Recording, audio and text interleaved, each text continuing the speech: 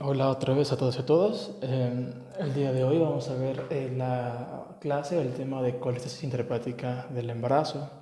Es una patología que en lo particular me llama mucho la atención.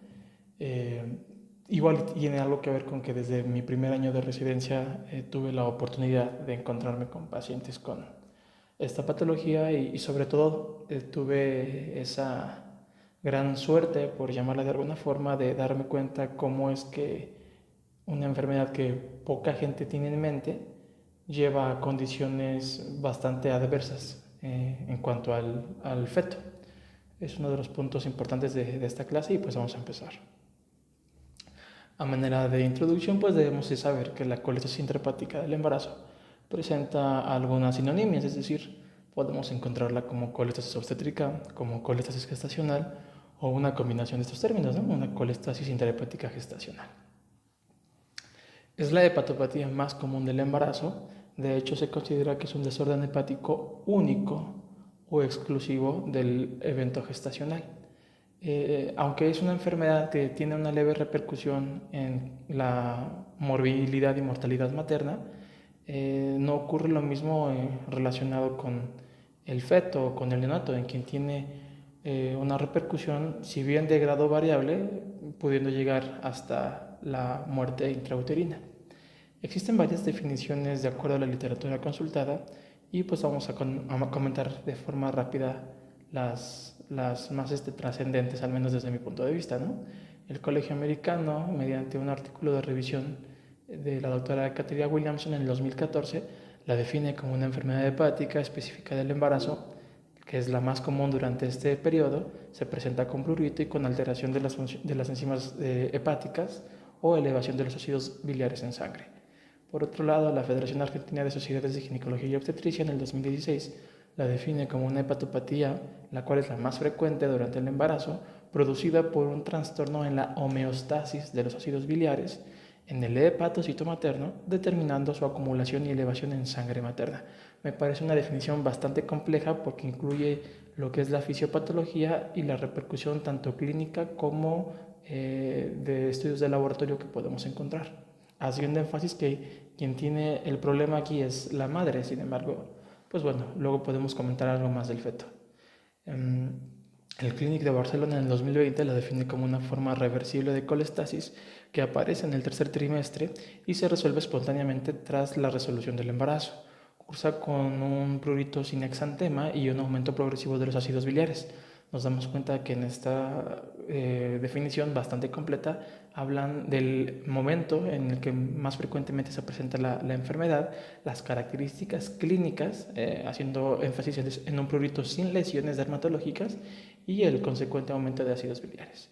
La Sociedad de Medicina Materno-Fetal, en su revisión del 2020, que es la última consultada, la define como un desorden hepático caracterizado por prurito y elevación de la concentración de ácidos biliares en suero.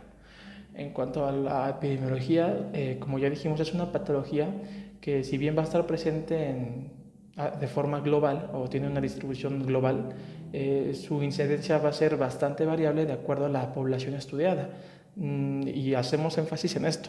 Más que el país en donde esté la paciente, donde radique, es más la relación con la etnia a la que pertenece. De tal forma que poblaciones que pertenecen a las etnias generalmente encontradas en lugares como Latinoamérica o en el norte de Europa tendrán la incidencia más elevada. Por poner un ejemplo, en Europa la tasa de incidencia es de 0.5 a 1.5% de cada embarazo. En Estados Unidos es de 0.32 en las mujeres blancas. Sin embargo, en el mismo país, el simple hecho de cambiar de ser raza blanca a ser de una etnia latina eleva esta incidencia hasta 5 o 6%, siendo la incidencia global o la reportada entre 0.5 y 2%, ¿no? De forma global. Pero nos damos cuenta que incluso el simple hecho de ser latinas eleva 2 o 3 veces el riesgo. Esta es una tabla que nos ofrece el artículo del Dr. Smith, en la cual observamos que dependiendo de la etnia por cada país va a variar de una forma importante la incidencia de presentar esta enfermedad. Por ejemplo, en Bolivia vemos que su incidencia varía del 4.3% hasta 13.8% dependiendo de las etnias, y en Chile se encuentra población con mayor incidencia reportada de hasta el 27.6%, hablando de los indios mapuche. También podemos ver más abajo cómo disminuye de forma radical de 13 o de 11% hasta 1.5% en el caso de Portugal, de Suiza, y nuevamente vemos el dato de 5.6% en el caso de las mujeres latinas que radican en Estados Unidos. De tal forma que, como un consenso bastante definido por parte de las diferentes asociaciones internacionales, pues sabemos que hay factores de riesgo que van a elevar la probabilidad de que mi paciente pueda presentar esta enfermedad. Embarazos múltiples, una edad materna avanzada concebida como mayor o igual a 35 años, el uso de técnicas de reproducción asistida, alguna enfermedad hepática materna subyacente de cualquier índole, puede ser algo alcohólico, no alcohólico, algo viral, algo autoinmune. Sin embargo, la literatura, incluyendo de forma específica el Boletín de la Sociedad de Medicina Materno-Fetal, hace referencia al virus de hepatitis C como un factor cada vez más relacionado con que las pacientes desarrollen colestesis intrahepática del embarazo, de tal forma que es la única institución hasta el día de hoy que, por el solo hecho de que mi paciente haga colestesis intrahepática, recomienda que yo haga una evaluación de virus hepatotropos. También el antecedente de colestesis familiares evidentemente va a predisponer a la paciente a tener esta complicación, incluyendo aquellas que tienen ya de hecho complicaciones genéticas, como la conocida colestesis intrahepática familiar progresiva, que tiene una alteración en los genes que transportan los ácidos biliares, y estos pacientes llegan hasta la cirrosis en mayor o menor tiempo. Otro punto importante, y que se los comparto tanto porque los libros lo comentan como porque yo tuve la experiencia de vivir en los 4 años de residencia, es que esta enfermedad presenta un patrón de temporada. Se le denomina así ya que hay una mayor incidencia en los meses de invierno, de tal forma que no sabemos bien por qué es esto, pero está comprobado, está bien descrito, y pues puede haber teorías, ¿no?, como déficit de selenio o déficit de alguna vitamina. Sin embargo, hasta el momento no hay nada que se le pueda atribuir de forma concluyente. Para poder hablar de esta enfermedad es evidente que debemos abarcar a manera de tópicos los puntos más importantes de la fisiología de los ácidos biliares. Son compuestos químicos que tienen un núcleo esteroideo, que son hidrófobos. Sin embargo, para que lleven a cabo su función necesitan hacerse hidrosolubles, por lo que el 75% se va a conjugar con glicina y el restante con taurina, ¿no? De esta forma van a poder llevar a cabo el transporte de los lípidos y de las vitaminas liposolubles desde y hacia el tracto gastrointestinal, de tal forma que se describe el pool, es decir, cuántas veces da vuelta la misma concentración o la misma cantidad de ácidos biliares en la circulación enterohepática, de entre 8 a 10 veces por día. Cuando los ácidos biliares se conjugan con estos compuestos químicos como los aminoácidos y otros, se pueden formar diferentes tipos de ácidos biliares. Los dividimos en primarios, secundarios y terciarios o ternarios, sabiendo que los primarios, que son el cólico y el queno desoxicólico, son los que son más importantes y los que forman la mayor cantidad en cuestión de proporción a nivel de la bilis. De tal forma que este evento por el cual se van conjugando y dando estas variaciones de los ácidos biliares está mediado por una enzima dependiente del citocromo P450, y bueno, al final ya cuando están conjugados, sean primarios, secundarios o ternarios, van a pasar de la vía, del hepatocito, se exportan hacia la vía canalicular, viajan por todo el árbol biliar hacia el intestino y realizan su función de emulsificación de lípidos, como repetimos, siendo reabsorbidos en el mismo intestino, pasan a la circulación enterohepática, son reabsorbidos por el hepatocito y así se está llevando a cabo un pool, ¿no? De tal forma que desde aquí nos damos cuenta si hay una alteración en la secreción o en la eliminación de este compuesto químico, pues al final del día, como es algo que está circulando todo el tiempo, eso va a condicionar una alteración en su homeostasis, ¿no? El 67% de la bilis corresponde, quitando el agua de esta ecuación, corresponde a ácidos biliares, siendo el principal componente de la bilis per se. Un punto importante. Aquí tenemos un esquema que muestra el artículo del Dr. Smith, en el cual se observa, pues tal vez no de forma meramente simple, pero sí nos damos cuenta que, bueno, estamos hablando de un hepatocito. Aquí tenemos la salida hacia la presión sinusoidal, es decir, hacia los vasos, y aquí está la vía canalicular, ¿no? De tal forma que esto es lo que va a terminar siendo la vía biliar, por así llamarlo, ¿no? Primero es una vía biliar intrahepática, después una vía biliar extrahepática. Nos observan cómo es que hay ciertos compuestos proteínicos que tienen función de transporte. Podemos hablar de los MRP2, el MDR3, que son de los más estudiados, y al mismo tiempo hay complejos proteicos que están introcitoplasmáticos en este hepatocito y que tienen la función de regular la homeostasis de los ácidos biliares. En particular nos hablan de estos dos.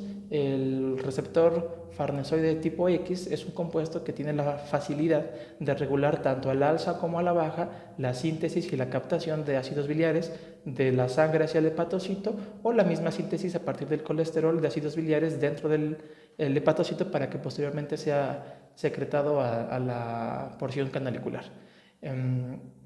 Es decir, este es el que va a modular. Por otra parte, tenemos proteínas transportadoras, como ya comentamos, el MR2, el MDR3, las cuales sacan los ácidos biliares desde el hepatocito hacia la vía canalicular, favoreciendo este clearance, llamémosle. Hay otras proteínas, por ejemplo, como las MRP3 y 4, que sacan los ácidos biliares no hacia la vía biliar o intrahepática, sino hacia la misma sangre, ¿no? Hacia los vasos portales, de tal forma que eso es una forma muy sencilla de explicar cómo es que se mueven, cuál es la cinética de los ácidos biliares en el hepatocito. Entrando en tema de la enfermedad, la etiología y la fisiopatología son bastante complejas y hasta el momento, junto con la preeclampsia y otras cosas, es poco entendida. Se han atribuido cuando menos 3 factores, que son el genético y el ambiental, junto con el hormonal. Estos primeros dos, genético y ambiental, son los que se consideran más relevantes como parte del causal de la enfermedad por las siguientes razones. Hemos entonces dicho al principio que hay una incidencia que va a variar de forma importante de acuerdo a los grupos étnicos, lo cual solo podría ser explicado única y exclusivamente por cuestiones genéticas, como ya comentábamos, alteraciones en los genes que codifican a las proteínas transportadoras tanto a vía canalicular como a vía sinusoidal, ¿no?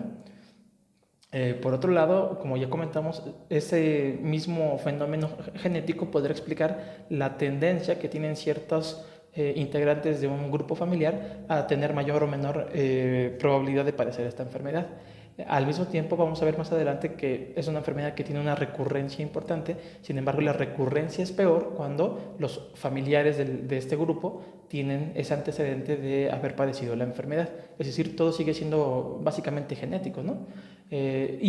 Cuando hablamos de familia, entendiendo que pueden habitar en la misma zona, tener a lo mejor los mismos hábitos alimenticios y demás, también se le puede atribuir a un factor ambiental. Y en cuanto a los ambientales, pues ya vimos, ¿no?, que hay mayor incidencia en los meses fríos o épocas invernales, por lo que un factor ambiental no se puede descartar. Sin embargo, así como estos dos anteriores, también hay datos que nos permiten atribuirle la causal de esta enfermedad a las cuestiones hormonales.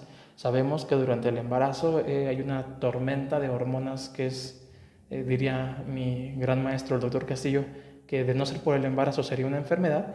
Pues sabemos que los estrógenos y la progesterona tienen niveles bastante elevados comparado con una mujer no embarazada. Se ha demostrado que los estrógenos modifican a la baja estas proteínas de transporte, es decir, las proteínas que sacan los ácidos biliares hacia la vía biliar no sirven, entonces empiezan a acumular dentro del hepatocito. Y al mismo tiempo, estudios en vivo y in vitro han demostrado que la progesterona inhibe la función del receptor farnesoide tipo X, por lo que entonces habrá, en conclusión, una disminución de la excreción y, en el caso del FXR alterado, un aumento de la producción, porque no lo va a poder inhibir, no va a poder modular y se va a seguir directa la producción de ácidos biliares. Esto también, algo súper importante en la cuestión hormonal, es que esta enfermedad debe de tener una relación con las hormonas ya descritas, porque la clínica, de hecho, es tradicionalmente presentada durante el segundo y tercer trimestre del embarazo, que, como dictan los cánones de la obstetricia, es cuando se encuentra la mayor cantidad de estrógenos y progesterona circulando en el suero materno. Eso es un punto importante porque al final del día es, repito, un parámetro para que yo pueda, cuando menos clínicamente, tener la sospecha de que mi paciente tenga esta enfermedad. Entonces, si lo definimos de esta forma, pues bueno, ¿cuál es la etiología y la fisiopatología de esta enfermedad? Una disminución de la excreción causada por los estrógenos, un aumento de la producción causado por la inhibición del FXR por los progestógenos, y al final del día, si no sale y sigue produciéndose, va a haber una estasis biliar. Por eso se le llama colestasis intrahepática, porque las colestasis pueden dividirse en intras y extrahepáticas. La que todo el mundo conoce puede ser la causada por litos biliares, que causaría una estasis extrahepática. En este caso es dentro del hepatocito, dentro de la vía intrahepática. Por eso, pues, es la forma más sencilla de explicarlo, ¿no? Aquí vemos cómo el FXR es inhibido por los progestágenos y cómo las proteínas que sacan los ácidos hacia la vía biliar están inhibidos, y pues al final del día lo único que le queda por hacer al hepatocito es, si no lo puede dejar de producir y no lo puede sacar hacia la vía canalicular, pues lo que va a hacer es sacarlos hacia la sangre materna. Por eso comentábamos que me gustó parte de la definición de la FASGO, que es elevación de ácidos biliares en el suero materno. Entonces, como tal, vamos a tener eso, aumento de esos ácidos en la sangre, que es un punto importante también porque es con lo que vamos a hacer el diagnóstico de esta enfermedad. Como vimos en las definiciones, y lo vamos a ver más adelante, hay una elevación de las enzimas de función hepática, no únicamente de los ácidos biliares. ¿Qué es lo que explica esto? Es algo muy parecido a la pancreatitis aguda, ¿no? Independientemente del origen de la pancreatitis, al final muchos autores la definen como una activación intrapancreática de las enzimas, lo cual causa toxicidad celular. En este caso es exactamente lo mismo. Se ha demostrado que estos ácidos biliares al final del día van a estar saturando estos hepatocitos, y una poca cantidad es la que va a poder salir hacia la sangre. Estos ácidos biliares que se están conjugando con diversos compuestos químicos, el simple hecho de conjugarse hace que activen su función de emulsificación y causan una hepatotoxicidad, con lo que evidentemente habrá cuando menos alteraciones por laboratorio de la función hepática, ¿no? Otro punto importante para hacer el diagnóstico. ¿Cuál es la clínica o el cuadro clínico de esta enfermedad? Todos los autores coinciden en que el prurito, la comezón, la picazón que una paciente pueda referir es el síntoma más frecuente en hasta el 80% de las pacientes. El 40% lo presentará antes de las 28 semanas y el resto después de las 28 semanas, viendo que entonces es más frecuente de una forma muy sutil, pero más frecuente en el tercer trimestre. Es una clínica de prurito que es bien conocido, que inicia en las palmas y en las plantas, y aunque después pueda ser generalizado, si yo me encuentro con una paciente que me refiere prurito en tercer trimestre, puedo hacer una anamnesis dirigida para preguntarle dónde empezó, y la mayoría de las pacientes serán capaces de responder que comenzó en las palmas y en las plantas, ¿no? Es una clínica que, si bien puede estar presente en toda la jornada diurna, durante la noche es mucho más intensa, lo que puede condicionar incluso insomnio en la paciente, que es otro dato que podríamos interrogar. Se ha descrito que se alivia con medios fríos, aunque no es parte de una terapéutica que se pueda recomendar, y lo más importante es que no hay relación entre la intensidad de este prurito o de esta comezón con los niveles séricos de ácidos biliares. De hecho, se ha llegado a describir, eso lo dice el doctor Smith, que la elevación de los ácidos biliares puede tardar hasta 3 semanas desde el inicio de que la paciente tenga esta clínica de prurito o de comezón, por lo que se recomienda que si yo tengo una paciente con esta clínica característica de prurito sin lesiones dermatológicas, es un punto, no hay lesiones, aquí lo ponemos, si mi paciente tiene prurito, no debe de tener lesiones, no debe de haber lesiones. Cualquier paciente que tenga comezón, prurito y que tenga una lesión dermatológica debe ser evaluada para otra enfermedad, que es parte de los diagnósticos diferenciales. Otra parte de la clínica que una paciente puede presentar son náuseas, esteatorrea, dolor en hipocondrio derecho y anorexia. Esto evidentemente son síntomas, por ejemplo, estos de alteración hepática, con lo que comúnmente se denomina como malestar general. Aquellas pacientes que tienen una baja excreción de bilis hacia el tracto gastrointestinal, sabemos que van a tener alteración de la absorción de los lípidos, lo que va a ocasionar esteatorrea. Toda paciente con alteración hepática puede ser una paciente que tenga náuseas y vómitos del embarazo en primer trimestre, que llegue a ser una hiperemesis, va a tener malestar general, puede tener dolor en hipocondrio derecho. Toda paciente con síndrome de Gel, toda paciente con ETC, cualquier alteración hepática va a ocasionar anorexia y dolor en hipocondrio derecho, ¿no? De tal forma que podríamos decir que son síntomas como más generales, más sistémicos, por llamarlos así, de afección cuando menos hepática en este contexto. Hay algunas pacientes, el 15 al 25% de las pacientes puede desencadenar ictericia, y esto evidentemente ya nos va a hablar de una función hepática bastante alterada, y estas pacientes todas van a presentar elevación de los ácidos biliares. ¿Cuáles son los estudios de laboratorio que voy a pedir yo para evaluar a una paciente en la que yo sospecho que tenga esta enfermedad? Evidentemente pruebas de función hepática y los ácidos biliares. ¿Cuáles de las pruebas de función hepática? Se han descrito las transaminasas, AST y ALT, las bilirrubinas, indirecta y directa, la gamma-glutamiltranseptidasa y la fosfatasa alcalina. Sin embargo, hay algunas precisiones que el artículo del Dr. Smith especifica de una forma muy clara y que es importante que las conozcamos.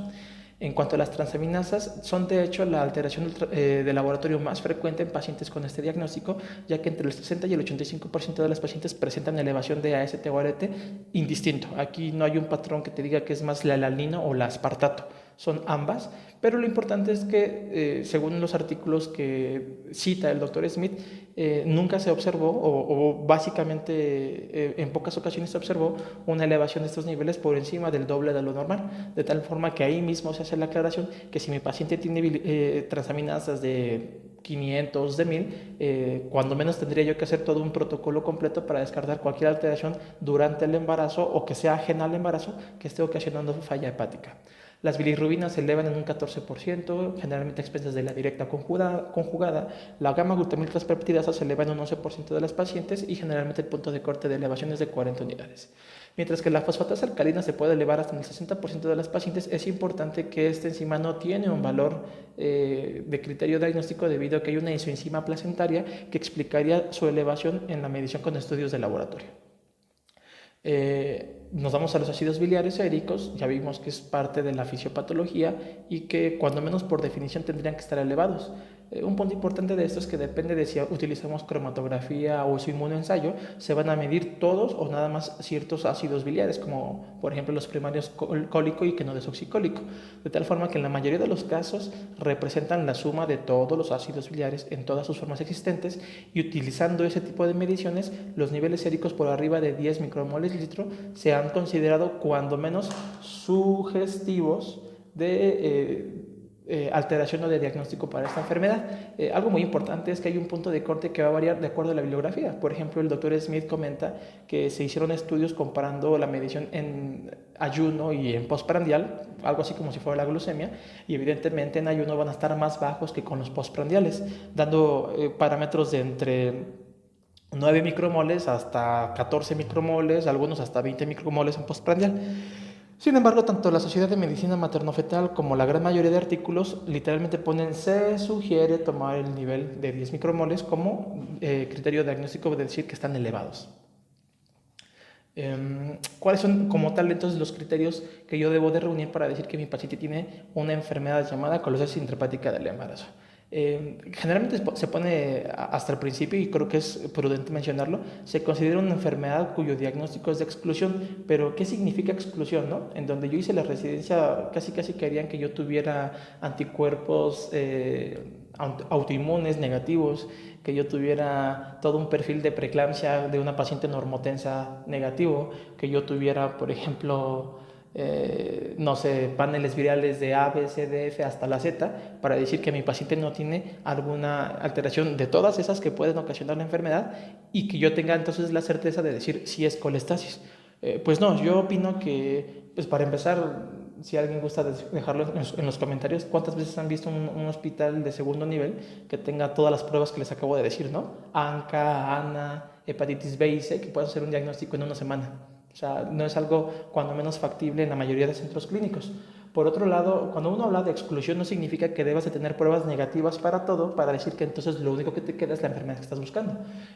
Un diagnóstico de exclusión significa, y eso se lo digo a los internos y residentes que estén checando el video, que tú puedes hacer una categorización clínica, reforzarla con estudios de laboratorio para poder determinar si tu paciente tiene cierta enfermedad o no. ¿Qué tendríamos que excluir? Siguiendo esta norma que los artículos citan, pues todas las causas de prurito y todas las causas de alteración de la función hepática o de ácidos biliares elevados, ¿no? Y ahí pues nos podemos llevar una vida tratando de ver cuáles son todas las causas que llevan a que una paciente tenga comezón. Podemos dividirla en las que tengan lesiones, las que no tengan lesiones. Todas las pruebas de función hepática podemos dividirla en transaminasemia o hiperbilirrubinemia o elevación de la gamma glutamina transpeptidasa, y todas las causales de eso pues pueden ser hipertensivas, no hipertensivas, púrpuras trombóticas, puede ser cualquier cosa autoinmune, puede ser cualquier infección hepática con virus hepatotropos, o sea, etcétera, ¿no? De tal forma que una cirrosis puede elevar hasta los ácidos biliares.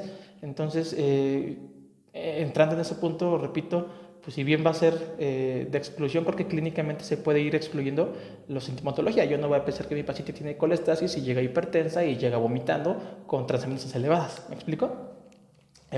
Otro punto importante también es comentar que se ha descrito que si bien los niveles de ácidos biliares pueden variar dependiendo de la literatura y dependiendo del tipo de muestreo, como les comentaba, cromatografía o ensayo, está bien definido que niveles de mayor de 40 microgramos sobre el litro, a los que se les denomina como colestasis severa, son los que realmente se relacionan con efectos adversos perinatales, y de hecho el riesgo de muerte fetal o intrauterina es supremamente más frecuente cuando se trata de niveles de más de 100 micromoles por litro. Evidentemente, la Sociedad de Medicina Materno-Fetal recomienda medir estos estudios de laboratorio en todas las pacientes que tengan sospecha clínica de colestasis intrahepática del embarazo. Este es uno de los ejemplos que quería ponerles de cuál es el diagnóstico diferencial de colestasis intrahepática del embarazo. Y esa tablita de Williamson empieza, ¿no? Causas específicas de prurito en el embarazo, ¿no? Y podemos hablar del prurito gravídico, de la erupción atópica, de la polimorfa, del pemphigoide, del prurito del embarazo, que incluso desde la presentación clínica nos vamos a dar cuenta. Todas las demás, por ejemplo, tienen lesiones dermatológicas. Entonces, en mi opinión, y eso es parte de mi concepto muy personal, pues yo no puedo decir que el diagnóstico diferencial de una enfermedad que cursa sin lesiones dermatológicas sean las 25,000 enfermedades que cursan con lesiones dermatológicas, ¿no? Pero me pareció importante que se comentara, y si alguien tiene duda, pues a favor de escribirlo para que lo podamos charlar. Causas preexistentes de prurito, tan sencillo como una paciente con dermatitis atópica, ¿no? Que generalmente tienen lesiones dermatológicas, ¿no? Líquen, etc. Causas de deficiencias hepáticas del embarazo, evidentemente el hígado graso del embarazo, el síndrome de Hell, la epilepsia gravídica, pero repetimos, ¿no? O sea, desde la clínica me doy cuenta, esta cursa con hipertensión, esta cursa con alteraciones visuales, esta cursa con náuseas y vómito desde el primer trimestre, aquí ya tiene alteración de la función renal, hacen hipoglucemia. Entonces yo no puedo decir que mi paciente debo yo de descartarle que no tenga un hígado agudo graso del embarazo porque tiene comezón y tiene transaminases elevadas, cuando no tiene absolutamente ninguna otra cosa. No está hipertensa, no tiene falla renal, no tiene hipoglucemia, no tiene leucocitosis y todos los criterios de Swansea, por ejemplo, para hígado graso del embarazo. Y así podemos irnos a otras causas, ¿no? Lesión hepática inducida por fármacos, hepatitis autoinmune, cirrosis biliar primaria, etcétera. Habiendo explicado ya cómo es que se hace el diagnóstico, repito, es clínica que coincide con la enfermedad, apoyado con estudios de laboratorio cuando menos transaminases, pues podemos ya pasar al apartado de las complicaciones. Se van a dividir obviamente en obstétricas y neonatales. En las obstétricas las más importantes es la incidencia de parto pretérmino con un riesgo relativo de 3.8 veces y muerte fetal con un riesgo relativo de 2.58 veces. Ambas tienen sus explicaciones. En cuanto al parto pretérmino, puede ser espontáneo, ya que se ha visto que los ácidos biliares de hecho generan excitación o activación de los receptores de oxitocina miometriales, por lo que de verdad generan un trabajo de parto prematuro, y heterogénico porque parte del manejo clásico era interrumpir los embarazos de forma temprana por la causa de abajo, por la muerte fetal. En efecto, mujeres con esta enfermedad tienen alto riesgo, o sea, casi 3 veces más el riesgo que la población basal de que se muera ese feto, por cuestiones que se han asociado al mismo efecto que tienen los ácidos biliares. Causan en el cardiomiocito arritmias tipo flúter auricular o flúter supraventricular que ocasionan una insuficiencia cardíaca y por ende muerte fetal. Y también se ha demostrado que a nivel de la superficie coriónica de la placenta hay una vasoconstricción que evidentemente lleva a una asfixia o un insulto asfixial y la muerte del feto. En cuanto a aquellos productos de la concepción que sobrevivan al embarazo, se ha demostrado con un 2.5 veces de riesgo relativo de distrés respiratorio y con 2.6 veces riesgo relativo de tinción meconial, con todas las repercusiones que los pediatras puedan asociar a meconio durante el evento perinatal. ¿Cuál es el tratamiento que se ha hasta el día de hoy objetivado que tiene beneficios en el manejo de esta enfermedad. El ácido urso desoxicólico, que como sabemos es un ácido biliar ternario o terciario, es la primera línea terapéutica que recomienda la Sociedad de Medicina Materno-Fetal, cuyo efecto es literalmente solo la mejoría del prurito en el 60% de las pacientes, y hasta en el 40% de ellas puede llegar a eliminar el prurito entre 1 o 2 semanas, y también puede disminuir el nivel de ácidos biliares en sangre, pero tarda el doble de tiempo, ¿no? Básicamente un mes con tratamiento para que bajen los niveles de ácidos biliares. Aunque bajen los niveles de ácidos biliares, se ha demostrado, tanto revisiones Cochrane como lo explica Clínic de Barcelona, la FAS o demás, no hay mejoría en los resultados perinatales, es decir, no disminuye parto prematuro, muerte fetal, síndrome de estrés respiratorio, tinción meconial, entre otras. La dosis varía un poquito de 10, generalmente se describe que es de 15 a 21 miligramos por kilo día, sabiendo que 21 es la dosis máxima en la que todos los autores coinciden, de tal forma que hablan que para una paciente que pese aproximadamente 70 kilos, por ejemplo, una dosis promedio puede ser la de 1500 miligramos por día. De esta forma, si hacemos el cálculo, le estarían tocando a exactamente los 21 miligramos por día, ¿no? Hay otras opciones terapéuticas como la dexametasona, que se pensaba que al inhibir la esteroidogénesis placentaria iba a disminuir el efecto de los estrógenos con la cinética biliar, la colestiramida, que es una resina de intercambio iónico que iba a permear a los ácidos biliares para evitar su efecto tóxico, los antihistamínicos, que se dan únicamente para el prurito, y si bien son la única opción que está considerada para el prurito, pero sobre todo por su efecto sedante, pueden ayudar a la paciente insomnio en cuanto al insomnio, ¿no? Eso sí está recomendado. Si mi paciente por el prurito tiene mucha molestia y no puede dormir, yo puedo dar antihistamínicos que pueden, por un lado, H1 o H2 quitar el prurito, pero al mismo tiempo, al no ser selectivos, los de primera generación, pueden, no sé, clorfenamina, pueden ayudar a conciliar el sueño a la paciente. La rifampicina, que muchos conocemos como un medicamento que se utiliza en la tuberculosis, se pensaba que tenía un efecto benéfico en la cinética de los ácidos biliares, la vitamina K en aquellas pacientes que lleguen a hacer esteatorrea, que hagan falla hepática importante, que es muy raro, menos del 5%, se pensaba que podría ser una opción, y evidentemente en pacientes que tienen deficiencia de vitamina K por mala absorción por la esteatorrea, claro que se beneficiarían de vitamina K, pero no el grueso de las pacientes que presentan la enfermedad. Otras cosas tipo herbolaria como la goma guar o cosas como el carbón activado, se llegaron a pensar que podían ayudar a inhibir cuando más la absorción de ácidos biliares en el tracto gastrointestinal. Sin embargo, como les comentábamos, una revisión del 2020 realizada por Cochrane, esta autora, Chappell, la doctora hizo muchísimos estudios, los incluyó en la revisión de Cochrane, y pues las conclusiones fueron las siguientes, ¿no? Ya las dijimos. Solo el ácido urso desoxicólico mejora el prurito, pero no los resultados perinatales, y no hay evidencia que respalde el uso de otras opciones terapéuticas. En cuanto al manejo obstétrico, lo vamos a dividir en 3 momentos, ¿no? ¿Cuál es lo que yo voy a hacer en cuanto le hago el diagnóstico a mi paciente? Seguir el control del bienestar fetal, cómo voy a estar checando yo a este feto, y cuál es el momento adecuado para el parto. Lo fui colocando de acuerdo a los puntos en relación al autor. El artículo de Dr. Smith, que es muy bueno y quien quiera leerlo es de los que más recomiendo, es bien claro al decir que no hay algo que esté definido de forma puntual, ¿no? Algunos recomiendan ácidos biliares semanales junto con función hepática semanal, pero pues sabemos que tanto porque pueden tomar el ácido urso desoxicólico, esto puede modificarse, tanto subir porque la misma prueba está midiendo el desoxicólico que le estoy dando yo, o bajar por el efecto que el medicamento pueda tener, pero no modifique nada el curso de la enfermedad, ni mucho menos los resultados, ¿no? El Clínic de Barcelona nos comenta que puedo yo ver a la paciente cada 2 o 3 semanas si no tiene clínica y los ácidos están abajo de 40, o cada 1 o 2 semanas si está sintomática, es decir, prurito nada más, y tiene ácidos mayores a 40, sin que esto sirva para definir si le vas a checar los ácidos cada 2 o 3 semanas. O sea, tampoco lo comentan, ¿no? Simplemente hablan de una vigilancia clínica, y algo que es muy adecuado del Clínic de Barcelona es que explica que tanto las indicaciones para realizar ultrasonido o Doppler son las mismas que de rutina. Es decir, la colestasis intrahepática no es una patología que condicione mayor vigilancia biométrica o con ultrasonografía Doppler. Ellos recomiendan hacer una prueba de bienestar fetal sin estrés a partir de las 38 semanas. Sin embargo, entramos a ese apartado.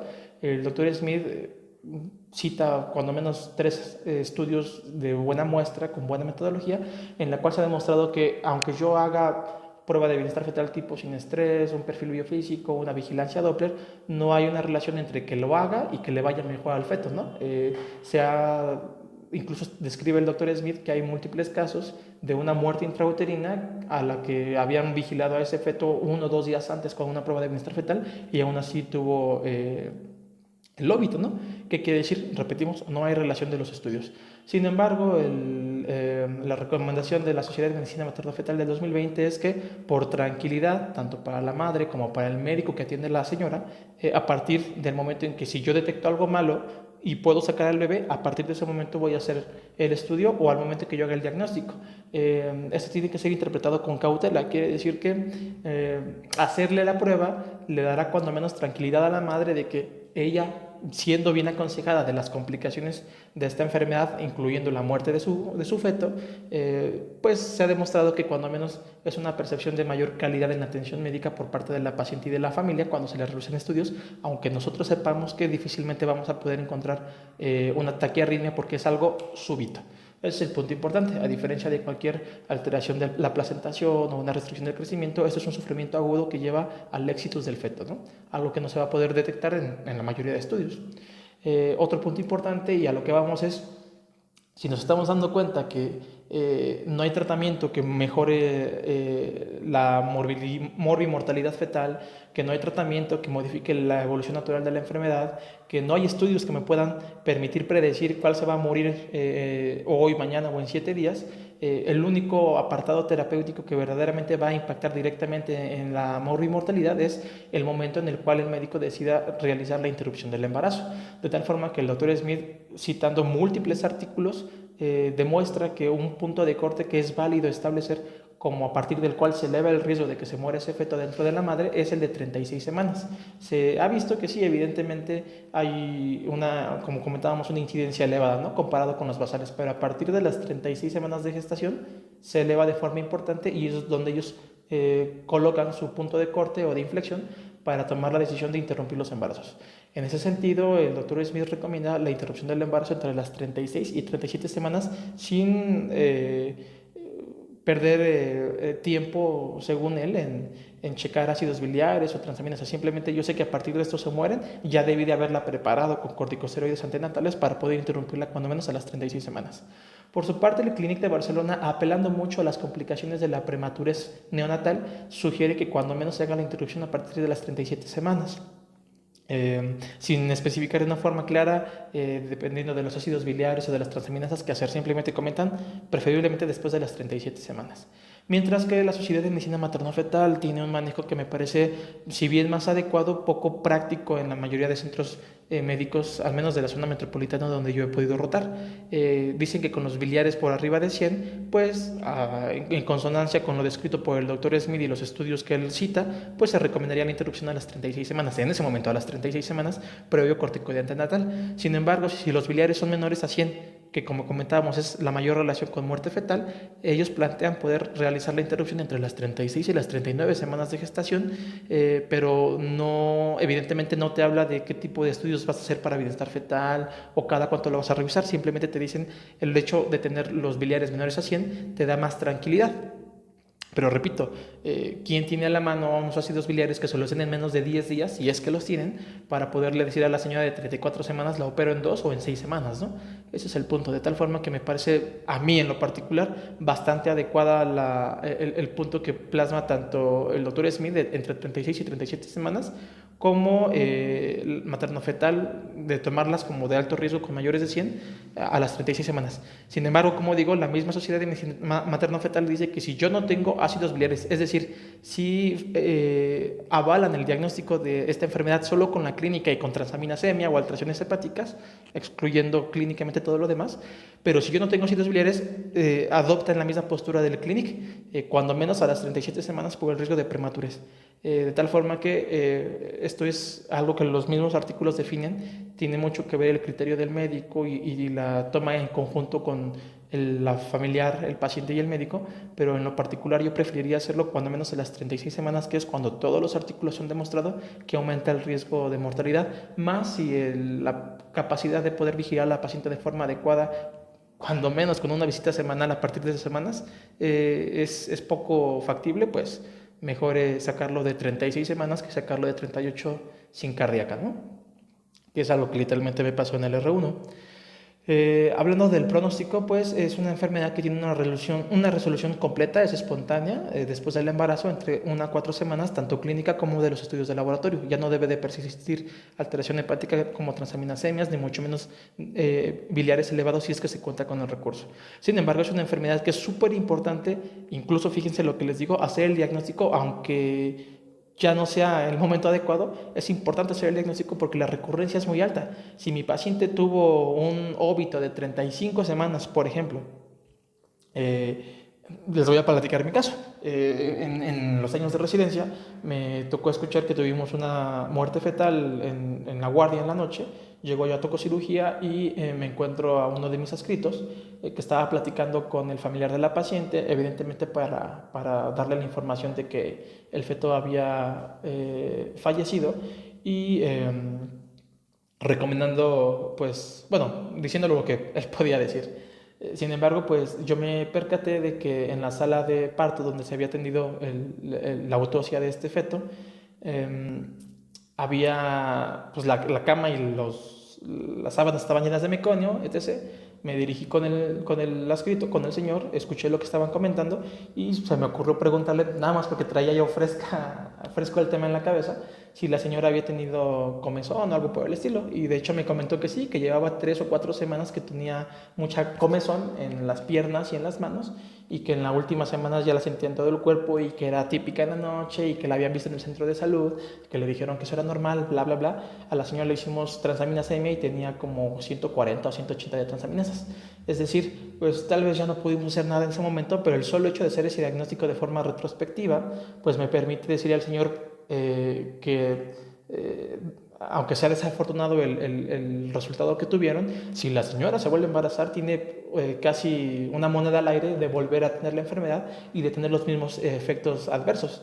Incluso el protocolo de FASCO del 2016 dice que si mi paciente tiene el antecedente de una muerte fetal a las 35 semanas, pues días antes tendría yo que interrumpir el siguiente embarazo, ¿no? O cuando menos a las 35 semanas, simplemente porque ya vimos cuál es la evolución de esa paciente con esta patología. Y bueno, también en el pronóstico sabemos que aunque la recurrencia pueda ser de 40 o 60, hay grupos étnicos de riesgo que el solo hecho de ser de riesgo hace que incluso su recurrencia sea de hasta el 90%, ¿no? O sea, vaya genética, ¿no? Qué regalazo. Entonces, a manera de conclusiones, pues vamos a comentar que la colestasis intrahepática del embarazo es una enfermedad hepática frecuente y es específica del embarazo, que tiene complicaciones perinatales graves, pueden ser variables solamente un líquido meconial hasta una muerte fetal. Los factores de riesgo que pueden condicionar su incidencia son variados, sin embargo, como ya vimos, la genética es de las más importantes. La característica de esta enfermedad es que su clínica comienza a finales del segundo trimestre y a inicios del tercer trimestre y va a ser un prurito con las características palmoplantares nocturnas que dijimos, que después generaliza con alteraciones de la función hepática, cual sea que sea esta, ¿no? O sea, ya vimos que la más frecuente es transaminasemia, pero puede haber bilirrubinas demás. Los criterios diagnósticos, ustedes me entenderán si digo que no son definitivos, porque ni siquiera hay un punto de corte completamente aceptado de forma internacional de los ácidos biliares. Sin embargo, sabemos que la clínica nos va a permitir la exclusión clínica de otras enfermedades y poder establecer la entidad basados en los hallazgos de laboratorio. El tratamiento es únicamente sintomático y eso es importante que nos los llevemos. Solo modifico la comezón de la señora y nada más. Y no voy a mejorar en absolutamente nada si se puede morir o no ese feto, a menos la única opción que yo puedo llevar a cabo para evitar el evento más catastrófico que es la muerte fetal es interrumpir el embarazo a las semanas adecuadas, sabiendo entonces, como dijimos, que hasta el día de hoy la gran mayoría de estudios han reportado que el punto de corte de inflexión de muerte fetal es a partir de las 36 semanas y, repetimos, es evidentemente relacionado con los niveles de ácidos biliares mayores a 100, pero si no los tienes, repito, para mí en lo personal, pues un punto de 36 semanas es más que suficiente para decir tengo que hacer algo, ¿no? Ya con estas semanas.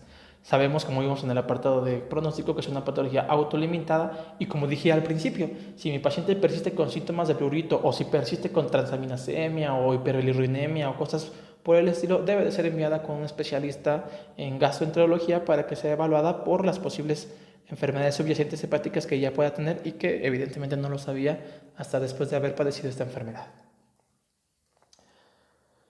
Bueno, llegamos al final de la clase.